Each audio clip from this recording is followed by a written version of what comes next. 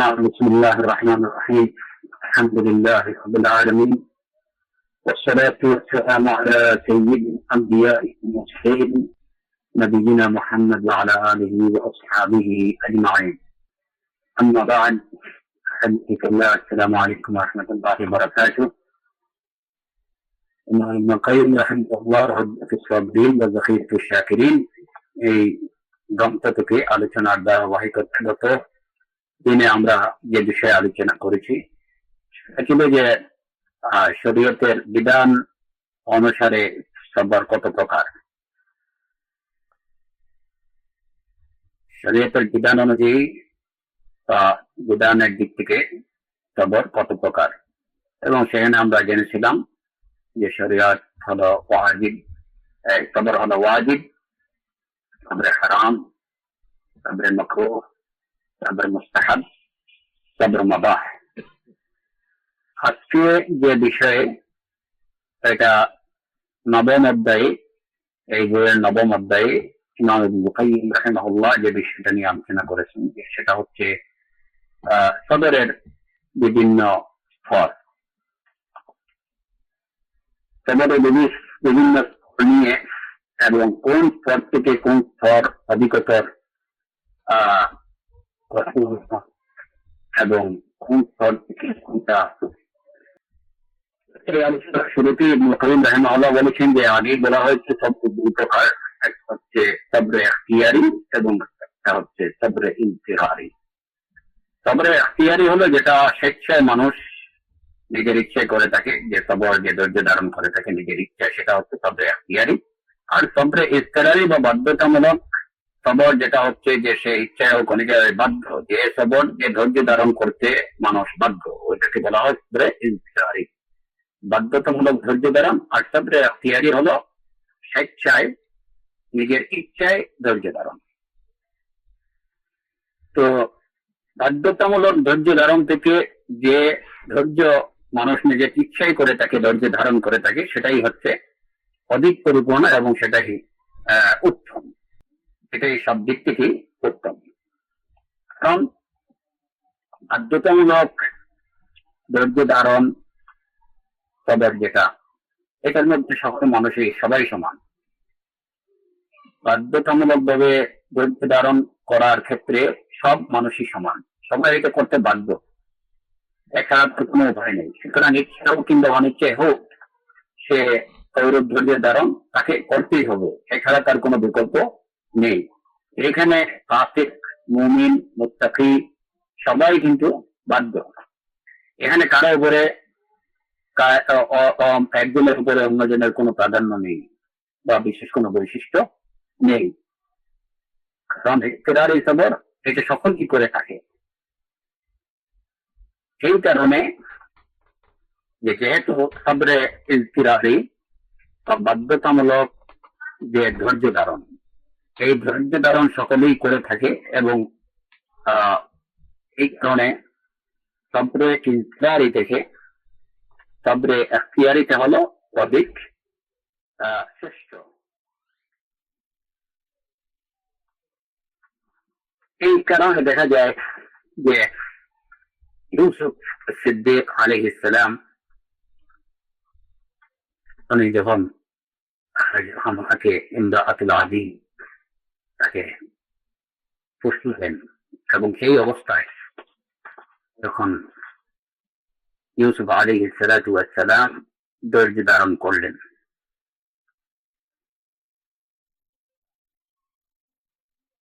এরপরে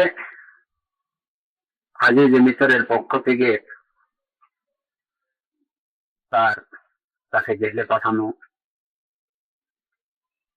বন্দী থাকা, এই সব বিষয়গুলোকে তিনি মেনে নিয়েছিলেন, এগুলোর উপরে ধৈর্য ধারণ করেছেন। এই ধৈর্য ছিল ইখতিয়ারি, সেই কারাবরণ তিনি স্বেচ্ছায় করেছিলেন। আজিজ মিসরের স্ত্রীর ডাকে সাড়া দেয়া থেকে তিনি ধৈর্য ধারণ করেছেন, এটা ছিল তার ইখতিয়ারি সবর, ধৈর্য ধারণ।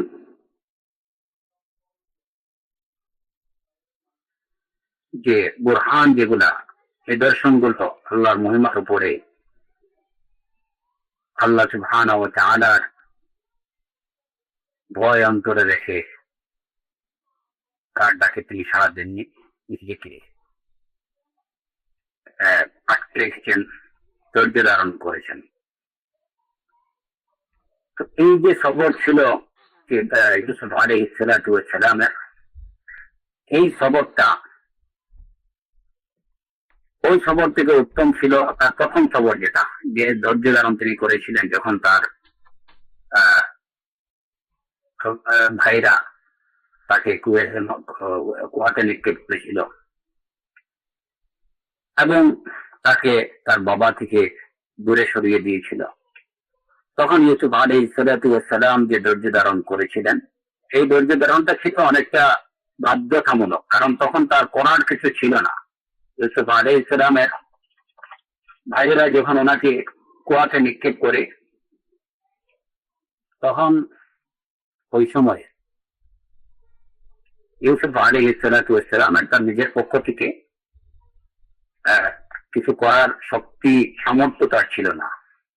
এই ঘটনাটা কোরআনে কারীম আল্লাহ সুবহানাহু ওয়া তাআলা সূরা ইউসুফে বলেছেন, ফালাম আউযু বিল্লাহি মিনাশ শাইতানির রাজীম فلما ذهبوا به وأجمعوا أن يجعلوه في غيابة الجب وأوحينا إليه لتنبئنهم بأمرهم هذا وهم لا يشعرون। তারা যখন তাকে নিয়ে গেল এবং অন্ধকার কূপে তাকে নিক্ষেপ করলো, নিক্ষেপ করতে তারা একমত হলো।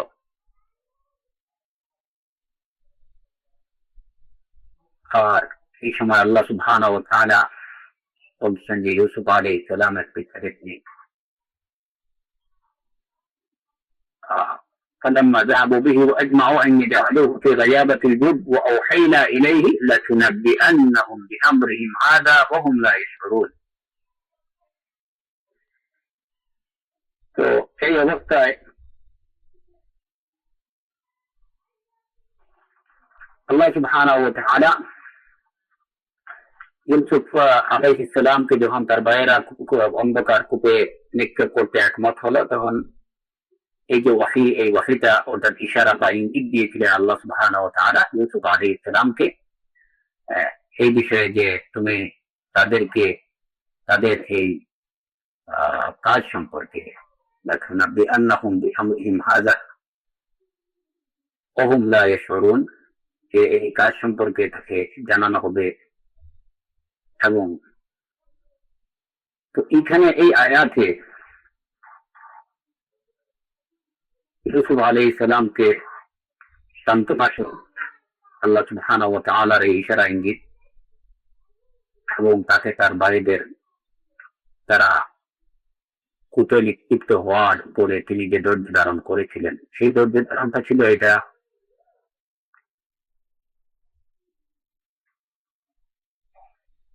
এই ধৈর্য ধারণটা ছিল এটা বাধ্যতামূলক।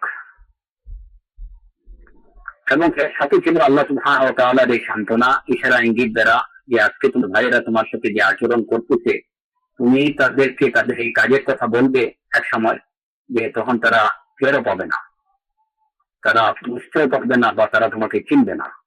যে ঘটনাটা পরবর্তীতে হয়েছিল যে ইউসুফ আলাইহিস সালামের ভাইরা যখন রসদ আনতে গিয়েছিলেন এবং এক পর্যায়ে তিনি তাদেরকে চিনে ফেললেন এবং তাদেরকে তাদের কাজের কথা স্মরণ করিয়ে দিলেন, তারা তাকে চিনেন। তো আল্লাহ সুবহানাহু ওয়া তাআলা ইউসুফ আলাইহিস সালামকে ইঙ্গিত দিয়েছিলেন যে একসময় এমনই হবে লাতুনাব্বিআন্নাহুম বিআমরিহিম, তাদের এই কাজ সম্পর্কে তুমি তাদেরকে জানাবে, ওয়া হুম লা ইয়াশউরুন, কিন্তু তারা এই বিষয়টা আঁচও করতে পারবে না।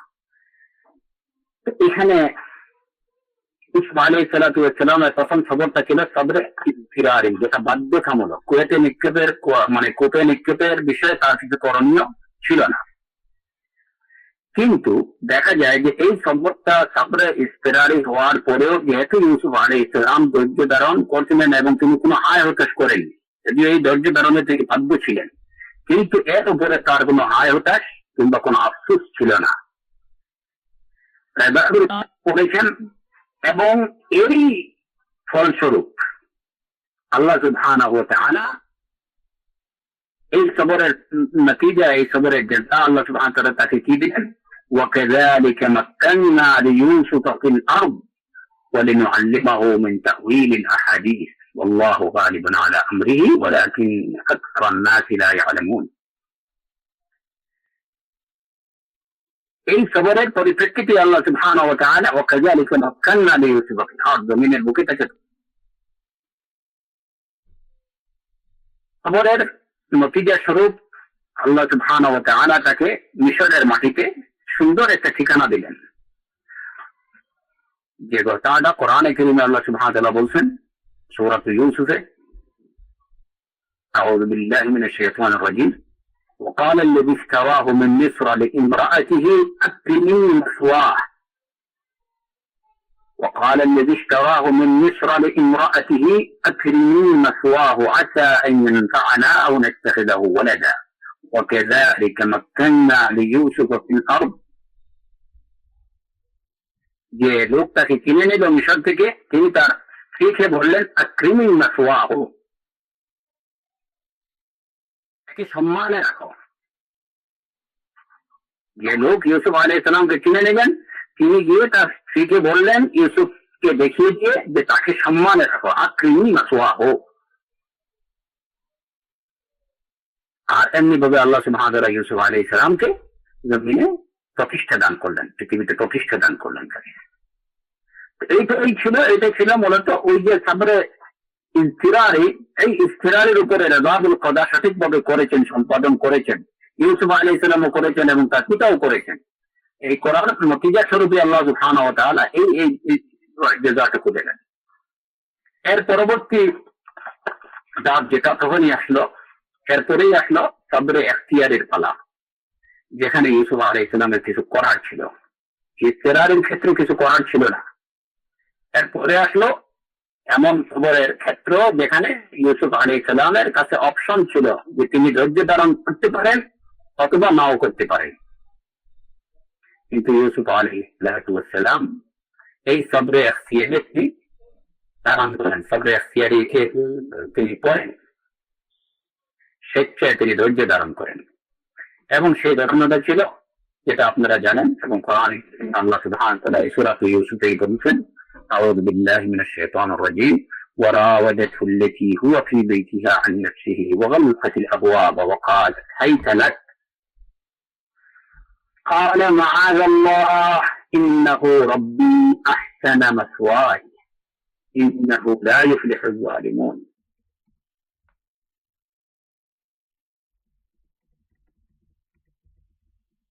সেই মহিলা, তিনি যে মহিলার গর্ভে ছিলেন,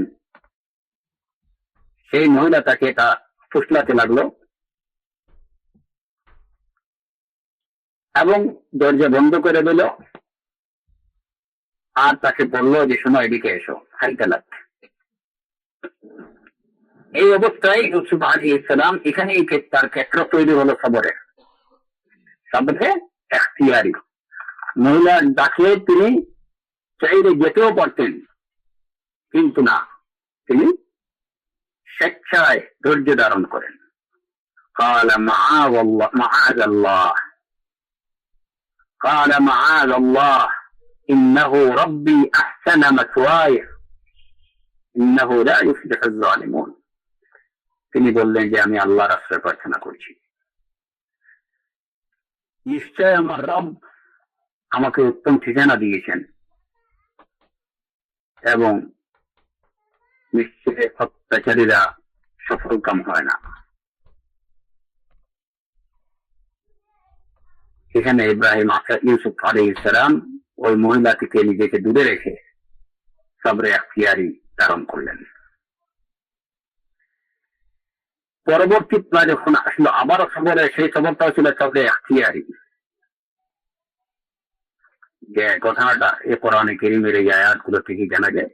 পরবর্তী আয়াত, واستبق الباب وقدت قميصه من دبر وألف يا سيدها عند الباب قالت ما جزاء من أراد بأهلك سوءا إلا أن يسجن أو عذاب أليم قال هي راودتني عن نفسي وشهد شاهد من أهلها إن كان قميصه قد من قبل فصدقت وهو من الكاذبين وإن كان قميصه قد من دبر فكذبت وهو من الصادقين।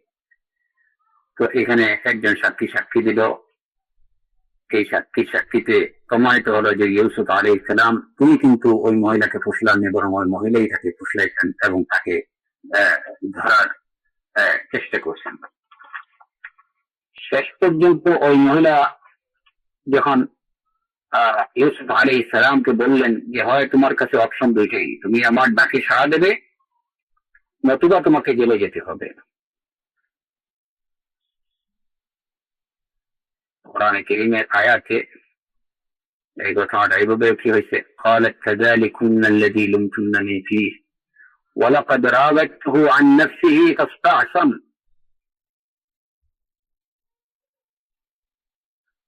ولئن لم يفعل ما آمره ليسجنن وليكون من الصاغرين।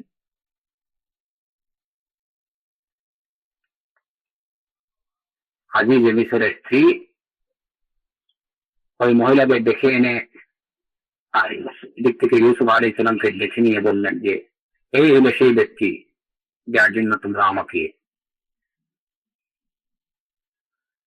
ভৎসনা করেছ, আমাকে মন্দ বলেছ।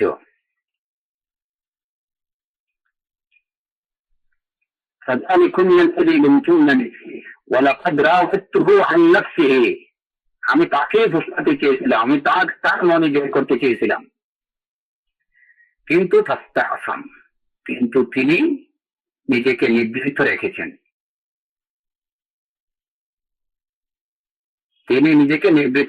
আমি তার মন জয় করতে চেয়েছিলাম, আমি তাকে ফুসলাতে চেয়েছিলাম, কিন্তু তিনি এই বিষয় থেকে তিনি নিজেকে দূরে রেখেছেন। ولئن لم يفعل ما آمره ليسجنن وليكون من الصاغرين। আমি যে আদেশ দিই সে যদি তা না মানে তবে অবশ্যই সে কারাগারে কারাবদ্ধ হবে এবং লাঞ্ছিত হবে। ওয়ালাইকুনা মিনাস সাগিরিন।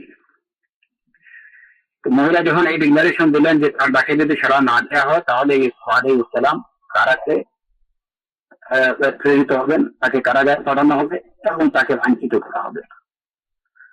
এখন এই অবস্থায় ইউসুফ আলাইহিস সালামের কাছে দুটো অপশন ছিল, মহিলার কাছে সাড়া দেওয়া অথবা কারাগারে যাওয়া এবং লাঞ্ছনা মেনে নেয়া।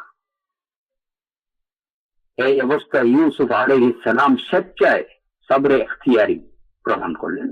যে সবরটা সেটা হলো তিনি বললেন قال رب السجن أحب إلي مما يدعونني إليه وإلا تصرف عني كيدهن أصب إليهن وأكن من الجاهلين। ইউসুফ আলাইহিস সালাম বললেন যে হে আমার রব, السجن أحب إلي مما يدعونني إليه। হে আমার পালনকর্তা, তারা আমাকে যে কাজের দিকে ডাকছে তার থেকে আমি কারাগারি আমার কাছে অধিক পছন্দ। আপনি যদি তাদের চক্রান্ত আমার থেকে প্রতিহত না করেন তাহলে আমি তাদের প্রতি আকৃষ্ট হয়ে পড়বো ও আকুন মিনাল জাহিলিন, এবং আমি জাহিলদের অন্তর্ভুক্ত হয়ে পড়বো। ইউসুফ আলাইহিস সালাম উনি কারাগারকে পছন্দ করলেন। রব্বিস সিজনু আহাব্বু ইলাইয়া, রব্বিস সিজনু আহাব্বু ইলাইয়া, যে রব হে আমার পালন করতে আমার কাছে এই অবস্থা থেকে কারাগারকে আমার কাছে বেশি পছন্দ, আমার কাছে ভালো মনে হয়। আর না হলে তুমি তাদের চক্রান্ত আমার থেকে দূর করে দাও। যদি তাদের চক্রান্ত প্রতিহত না করে আমার থেকে দূর না করে দাও তাহলে হয়তো আমি তাদের প্রতি আকৃষ্ট হয়ে পড়বো এবং আমি জাহেলদের অন্তর্ভুক্ত হয়ে পড়বো। তো আল্লাহ সুবহানাহু ওয়া তাআলার কাছে সাহায্য কামনা করলেন, সাহায্য প্রার্থনা করলেন এবং তিনি সবরে ইখতিয়ারি অবলম্বন করলেন। এই ধৈর্য ধারণটা ছিল তার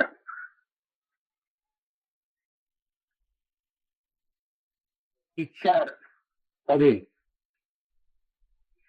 এই সবরে ইখতিয়ারি ধারণের ফলশ্রুতিতে বা ফলস্বরূপ আল্লাহ সুবহানাহু ওয়া তাআলা তাকে কি দান করলেন? জমিনে, পৃথিবীতে প্রতিষ্ঠা দান করলেন। যে বিষয়ে কোরআনে কারীমে আল্লাহ সুবহানাহু ওয়া তাআলা সূরা ইউসুফের 9 আয়াতে বলেছেন, وكذلك مكنا ليوسف في الأرض يتبوأ منها حيث يشاء نصيب برحمتنا من نشاء ولا نضيع أجر المحسنين ولأجر الآخرة خير للذين آمنوا وكانوا يتقون।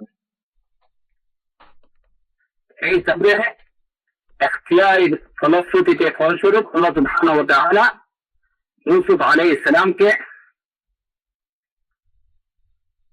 দেশের মুখে মাক্কান্না লিইউসুফ ফিল আরদ, জমিনে তাকে প্রতিষ্ঠা দান করলেন। আমি আল্লাহ সুবহানাহু ওয়া তাআলা বলতেছেন যে আপনি ভাবে আমি ইউসুফকে প্রতিষ্ঠা দান করেছি জমিনে, সে তথায় যেখানে ইচ্ছা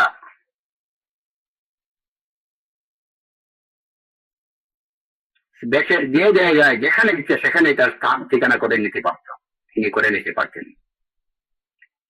মুসিব বিরহমাতিনা মান নাশা, আমি আমার রহমত যাকে ইচ্ছা পৌঁছে দিই, এবং ওয়ালা নুদিউ আজরাল মুহসিনিন, এবং মুহসিনদের প্রতিদানকে আমি বিনষ্ট করি না।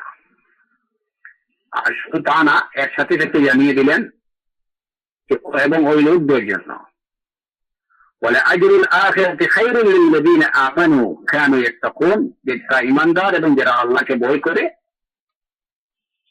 তাদের উজরত, পরকালের উজরত অনেক উত্তম। তাদের জন্য পরকালে যে প্রতিদান রয়েছে তা এই প্রতিদান থেকেও আরো অনেক অনেক উত্তম।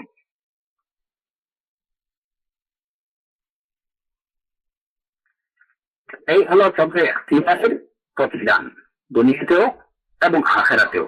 যে সম্পর্কে ইউসুফ আলাইহিস সালামকে আল্লাহ সুবহানাহু ইউসুফ আলাইহিস সালাম যে তার সবরে ইখতিয়ারের পরিপ্রেক্ষিতে দুনিয়াতেও তার এই এক প্রতিদান দিয়েছিলেন এবং আখিরাতেও রয়েছে উত্তম প্রতিদান। আমাদের আলোচনার বিষয় ছিল যে সবর হচ্ছে যে দুই ধরনের, একটা হচ্ছে বাধ্যতামূলক সবর এবং একটা হচ্ছে ইচ্ছা ইখতিয়ারি ইচ্ছাধীন সবর। বাধ্যতামূলক সবর থেকে ইচ্ছাপূর্বক সবরটাই হচ্ছে উত্তম এবং অধিক মর্যাদা, এটার মর্যাদা অনেক বেশি। এই আলোচনাতে আমরা পেলাম যে ইউসুফ আলাইহিস সালাম দুই ধরনের ধৈর্য ধারণের সম্মুখীন হয়েছেন এবং দুই ক্ষেত্রে দুই ধরনের ধৈর্য তিনি ধারণ করেছেন, সবরে ইফতিরারি এবং সবরে ইখতিয়ারি। সবরে ইফতিরারি সেটা তার জীবনের প্রথম ধাপে, যখন তার ভাইয়া তাকে অন্ধকার কূপে নিক্ষেপ করলো, তখন তিনি ধৈর্য ধারণ করেছেন আল্লাহ সুবহানাহু ওয়া তাআলা এবং তাদের উপরে।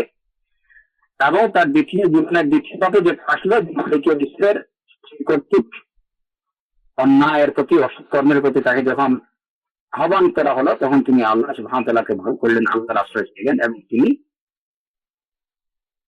স্বেচ্ছায় সত্যের উপরে, সত্যতার উপরে ধৈর্য ধারণ করলেন। এরপরে যখন তাকে আরো ফিরফিরিয়ে দেওয়া হলো, তখনও তিনি ধৈর্য ধারণ করলেন, বললেন যে তিনি কারাবরণ করলেন কিন্তু অসত্যকে অগ্রসর হননি। এটাও ছিল তার সবরে ইখতিয়ারি। তো দুই সবরের জন্য আল্লাহ সুবহানাহু ওয়া তাআলা প্রথম সবরের জন্য তাকে যে বিধান দেওয়া হলো সেটা হলো যে আজিজ মিসর তাকে সম্মানের সাথে স্থান দিল।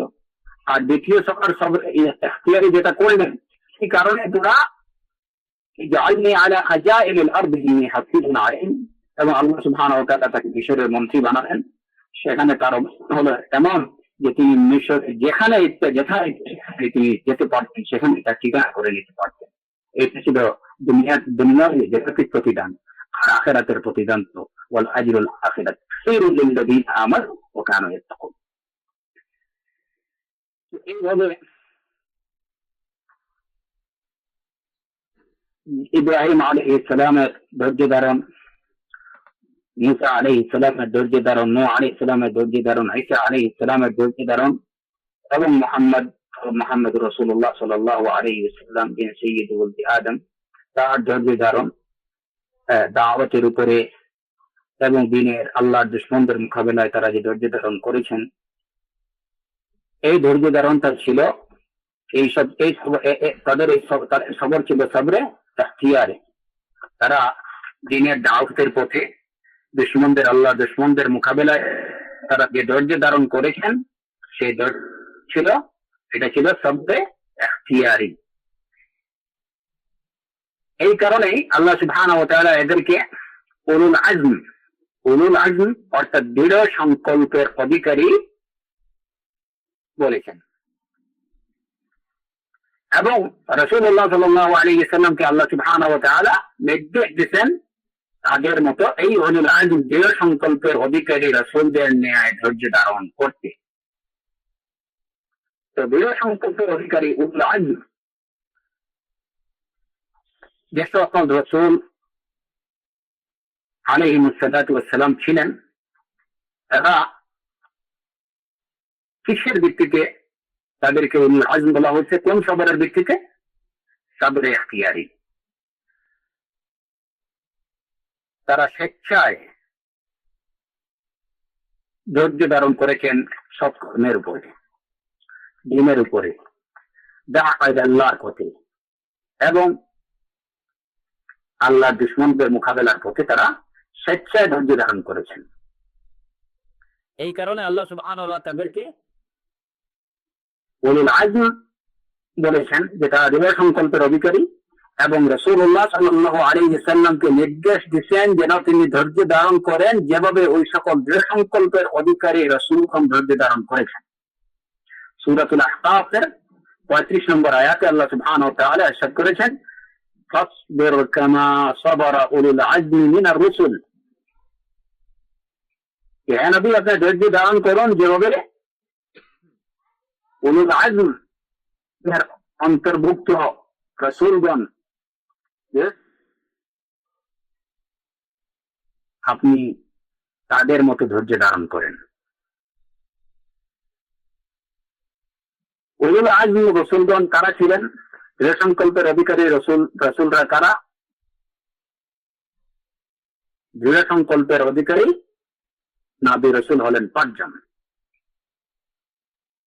যাদের নাম সূরাতুশ শূরা 13 নম্বর আয়াতে বর্ণিত হয়েছে। আল্লাহ সুবহানাহু ওয়া তাআলা ইরশাদ করেছেন, শারআ লাকুম মিনাদ-দীনি মা ওয়াসসা বিহি নূহান ওয়াল্লাযী আওহাইনা ইলাইকা ওয়া মা ওয়াসাইনা বিহি ইব্রাহিম ওয়া মূসা ওয়া ঈসা وما وصينا به موسى. شرع لكم من الدين ما وصى به نوحا والذي أوحينا إليك وما وصينا به إبراهيم وموسى وعيسى أن أقيموا الدين ولا تتفرقوا فيه. سورة الشورى 13 নম্বর আয়াত। এই আয়াত আল্লাহ সুবহানাহু ওয়া তাআলা বলতেছেন যে তোমাদের জন্য দ্বীনের ক্ষেত্রে সেই পথই অবলম্বন করা হয়েছে যার নির্দেশ আমি দিয়েছিলাম নূহকে, যে বিষয়ে আমি আপনার প্রতি প্রত্যাদেশ করেছি, এবং যার নির্দেশ আমি দিয়েছি ইব্রাহিমকে, মূসাকে এবং ঈসা আলাইহিস সালামকে। এই 5 জন হলেন উলুল আজমি মিনার রাসূল, দৃঢ় সংকল্পের অধিকারী রাসূল 5 জন। নূহ আলাইহিস সালাম, ইব্রাহিম আলাইহিস সালাতু ওয়াস সালাম, মূসা আলাইহিস সালাতু ওয়াস সালাম, ঈসা আলাইহিস সালাতু ওয়াস সালাম এবং মুহাম্মদুর রাসূলুল্লাহ সাল্লাল্লাহু আলাইহি ওয়াসাল্লাম। এই 5 জন হলেন উলুল আজমি মিনার রাসূল। দৃঢ় সংকল্প রাসূলদের মধ্যে এই 5 জন হলেন উলুল আজম বা দৃঢ় সংকল্পের অধিকারী। আল্লাহ সুবহানাহু ওয়া তাআলা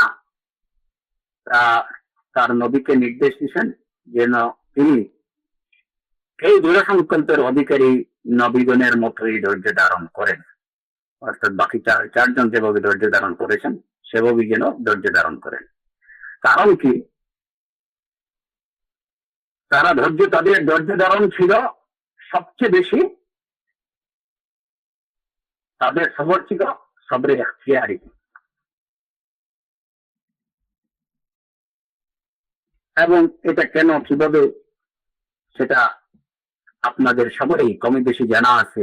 যদি দেখেন তাদের অবস্থা, ইব্রাহিম আলাইহিস সালাম, মুসা আলাইহিস সালাম, ঈসা আলাইহিস সালাতু ওয়াস সালাম, নূহ আলাইহিস সালাতু ওয়াস সালাম, এদের প্রত্যেকেরই সামনে সবরের যে ক্ষেত্রগুলো আসছিল সেখানে তাদের একটা অপশন ছিল যে হয় তারা সত্যের পথ ছেড়ে দিবেন, বাকিকে গ্রহণ করবেন, তাহলে তাদেরকে আর কোনো মুসিবতের সম্মুখীন হতে হতো না।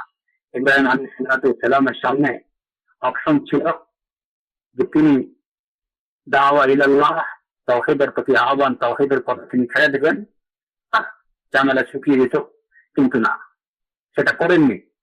দাওয়াতের উপরে, তাওহীদের উপরে তারা অটল থেকেছেন, অটল থেকে আল্লাহর দুশমনদের মোকাবেলা করেছেন। প্রত্যেকেই মুসা আলাইহিস সালাম, ঈসা আলাইহিস সালাম, নূহ আলাইহিস সালাতু ওয়াস সালাম এবং সর্বশেষ নবী মুহাম্মদুর রাসূলুল্লাহ সাল্লাল্লাহু আলাইহি ওয়াসাল্লাম, তারা বেশি প্রশংসিত হয়েছেন এই কারণে যে তারা সবচেয়ে বেশি সবরে ইখতিয়ারি ধারণ করেছেন।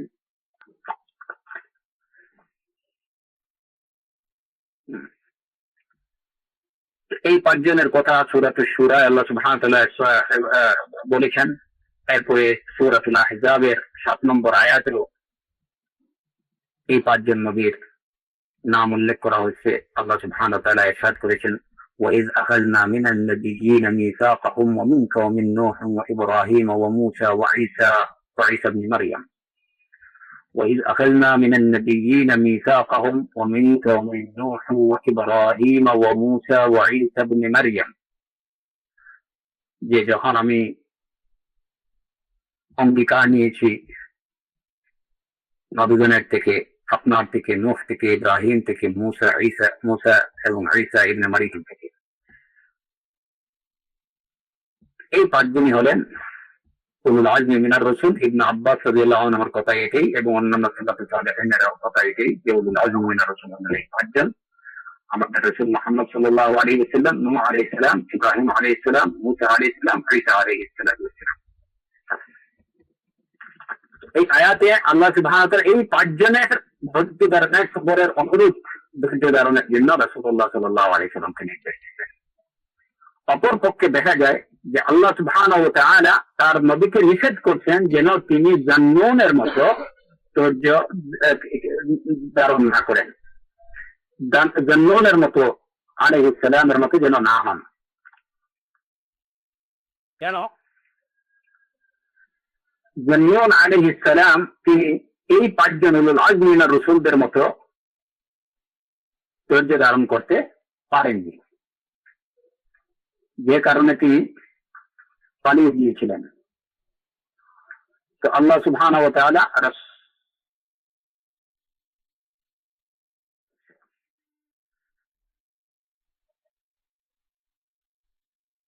সূরাতুল কলমের 48 নম্বর আয়াতে আল্লাহ সুবহানাহু ওয়া তাআলা ইরশাদ করেছেন, তাসবির লিহুকমি রাব্বিক, হে নবী আপনি আপনার রবের হুকুমের উপরে ধৈর্য ধারণ করুন। ওয়ালা তাকুন কাসাহিবিল হুতি ইয নাদা ওয়া হুয়া মাকযুম, এবং আপনি মাছওয়ালার মতো হয়েন না যখন তিনি দেখেছিলেন ওয়া হুয়া মাকযুম, অন্ধকারে পতিত অবস্থায়, নিপতিত অবস্থায় যখন তিনি দেখেছিলেন।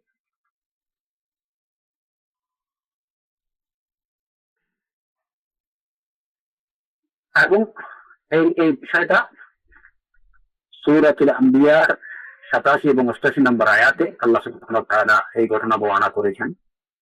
ইরশাদ হয়েছে, إِذْ ذَهَبَ مُغَاضِبًا فَظَنَّ أَن لَّن نَّقْدِرَ عَلَيْهِ فَنَادَىٰ فِي الظُّلُمَاتِ أَن لَّا إِلَٰهَ إِلَّا أَنتَ سُبْحَانَكَ إِنِّي كُنتُ مِنَ الظَّالِمِينَ فاستجبنا له ونجيناه من الغم وكذلك ننجي المؤمنين। জান্নুন যখন মাছওয়ালা যখন রাগ করে চলে গেলেন এবং তিনি মনে করলেন যে আমি তাকে পাকড়াও করতে পারবো না, আল্লাহ নাকদির আলাইহি, অতঃপর তিনি অন্ধকারে ডাকলেন, আল্লাহ ইলাহা ইল্লা আন্ত,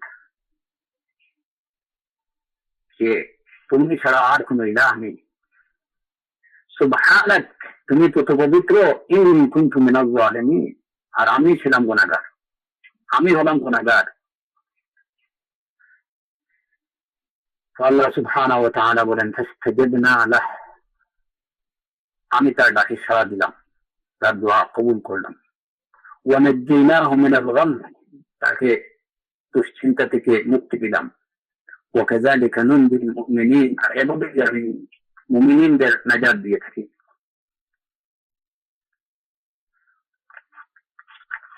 তো জন্নুন আলাইহিস সালাতু ওয়াস সালাম তিনি রাগান্বিত হয়ে চলে গেছিলেন, তিনি ধৈর্য ধারণ করতে পারেননি। এরপরে গিয়ে তিনি মাছের পেটে তাকে নিপতিত হতে হয়েছিল, এবং সেখানে মাছের পেটে থেকে তিনি আল্লাহ সুবহানাহু ওয়া তাআলাকে ডাকছিলেন। এটাই ছিল নবীর শান, যে তিনি সাথে সাথে আল্লাহ সুবহানাহু ওয়া তাআলার প্রতি প্রত্যাবর্তন করেছেন এবং অনুতপ্ত হয়ে লজ্জিত হয়ে আল্লাহ সুবহানাহু ওয়া তাআলাকে ডাকছেন। আল্লাহ সুবহানাহু ওয়া তাআলা ডাক কবুল করেছেন এবং তাকে নাজাত দিয়েছেন। আর সাথে সাথে এটুকু জানিয়ে দিয়েছেন আল্লাহ সুবহানাহু ওয়া তাআলা যে তিনি এইভাবেই মুমিনদের নাজাত দিয়ে থাকেন, বিশ্বাসীদের নাজাত দিয়ে থাকেন। যেহেতু জন্নুন আলাইহিস সালাম সঠিকভাবে ধৈর্য ধারণ করতে পারেনি, যেহেতু এর দ্বারা আল্লাহ সুবহানাহু ওয়া তাআলার হিকমতে ইলাহিয়া ছিল যে এর দ্বারা মানব জাতিকে শিক্ষা দেয়া এবং মানব জাতি মুমিনদের নাজাতের জন্য একটা পদ্ধতি বের করে দেয়া। যার কারণে আল্লাহ সুবহানাহু ওয়া তাআলার ইচ্ছাতেই জন্নুন আলাইহিস সালামের এই ঘটনা ঘটেছিল। এর মধ্যে অবশ্যই অসংখ্য হিকমতে ইলাহিয়া নিহিত ছিল, যেগুলো হয়তো আমরা অনেকগুলোই আমরা বুঝতে পারি না। এখানে একটা হলো যে এই আয়াতে আল্লাহ সুবহানাহু ওয়া তাআলা বলছেন, এই প্রথম আয়াতে সূরাতুল কলমের, যে যখন রাসূলুল্লাহ সাল্লাল্লাহু আলাইহি ওয়াসাল্লামকে নির্দেশ দিলেন ফাসবির লিহুকমি রাব্বিক, যে আপনি আপনার রবের নির্দেশের উপরে ধৈর্য ধারণ করুন। ওয়ালা তাকুন কাসাহিবিল হুত, ওয়ালা তাকুন কাসাহিবিল হুত ইয নাদা ওয়া হুয়া মাকযুম, এবং আপনি মাছওয়ালার মতো হলেন না যখন তিনি ডাকলেন অন্ধকারে থেকে, যখন তিনি ডাকলেন ওয়া হুয়া মাকযুম, অন্ধকারে নিপতিত অবস্থায় যখন তিনি ডাকলেন তার মতো হলেন না। এখানে একটা প্রশ্ন, যে যারা হয়তো আপনি বুঝেন তাদের কাছে একটা বিষয় কি হতে পারে, একটা প্রশ্ন তাদের মনে একটা প্রশ্ন আসতে পারে যে এখানে জারফের আমিলটা কি? ওয়ালা তাকুন কাসাহিবিল হুত ইয নাদা, লা তাকুন কাসাহিবিল হুত ইয নাদা, মাছওয়ালা যখন ডাকলেন আপনি হবেন না মাছওয়ালার মতো যখন তিনি ডাকলেন।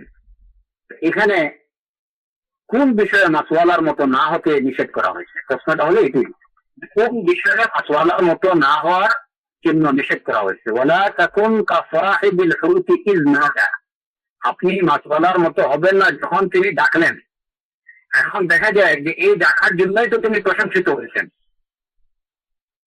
সেটুকু আমরা সূরাতুল আম্বিয়ার যে আয়াত তিলাওয়াত করলাম, ওই আয়াতে দেখা যায় যে জন্নুন আলাইহিস সালাম আল্লাহকে ডাকার জন্যই তিনি প্রশংসিত হয়েছেন। ওয়া জন্নুন ইয যাহাবা মুগাদিবা ফাযন্না আল্লান নাকদির আলাইহি ফানাদা ফিয যুলুমাতি আল্লা ইলাহা ইল্লা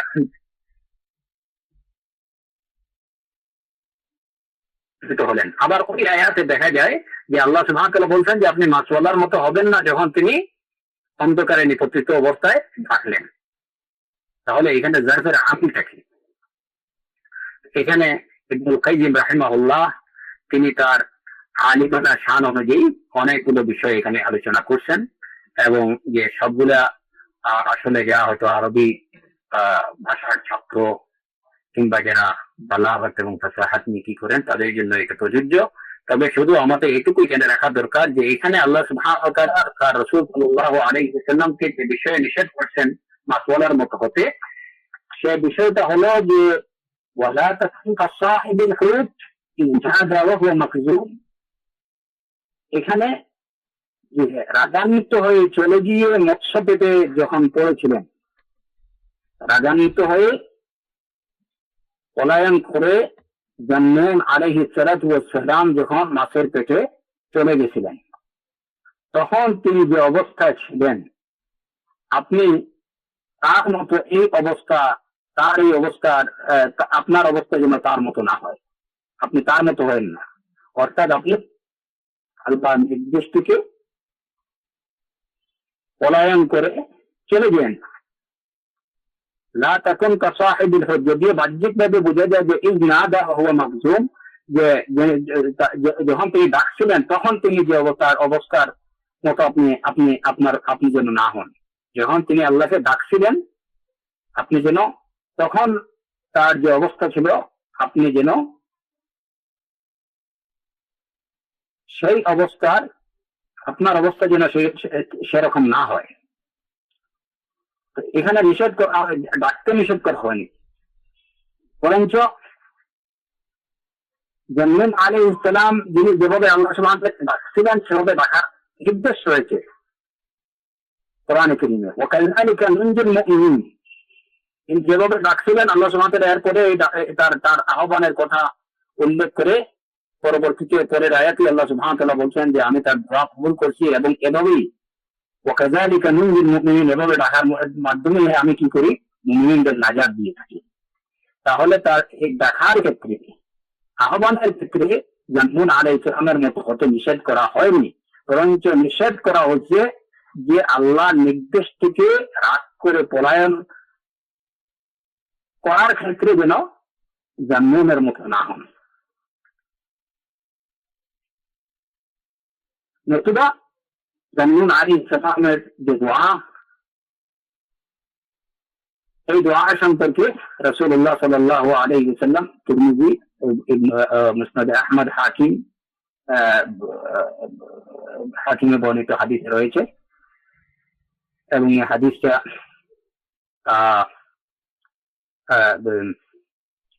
সাদ বিন আবি ওয়াক্কাস রাদিয়াল্লাহু আনহু থেকে বর্ণিত।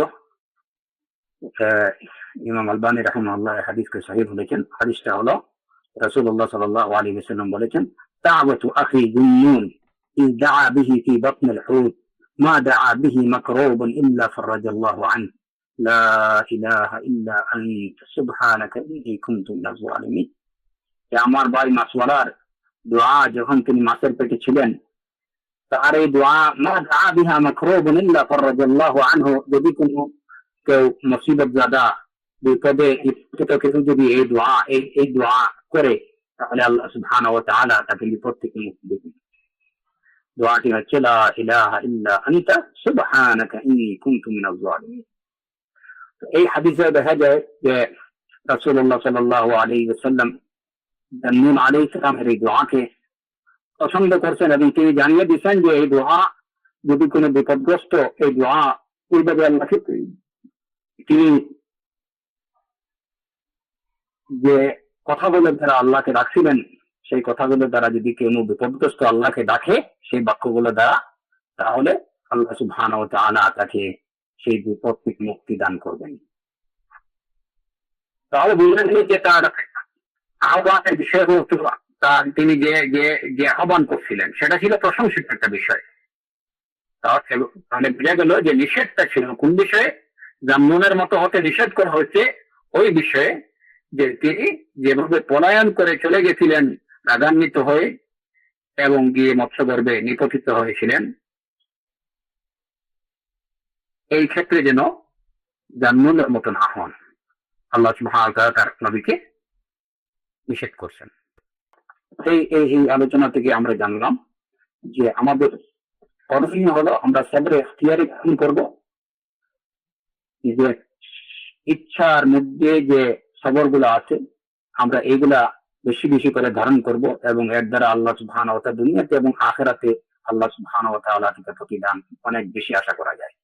তবে এর অর্থ এটুকু না যে সবরে ইখতিয়ারি আমরা করবো না। সবরে ইখতিয়ারি আমরা করবো না বললেও কিন্তু আমরা করতেই হবে, এটা করতে সবাই বাধ্য। সবরে ইখতিয়ারি, এবং যদি কেউ সবরে ইখতিয়ারি বাধ্যতামূলক যে সবর আল্লাহ সুবহানাহু ওয়া তাআলার ফয়সালা, তার কাজা এবং কাদারের উপরে যদি কেউ লাভ না করে, তাহলে একদিন না সে প্রতিদান প্রাপ্ত হবে।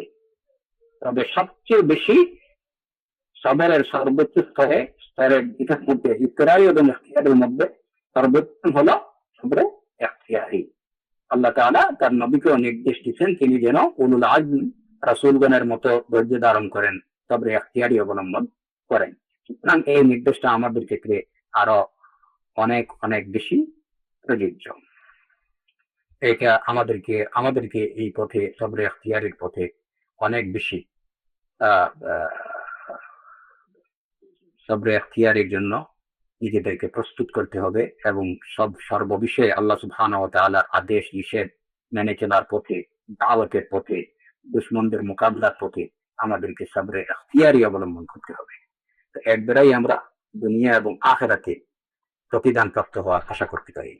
আল্লাহ সুবহানাহু ওয়া তাআলা আপনাদের এবং আমাদের সবাইকে তৌফিক দান করুন।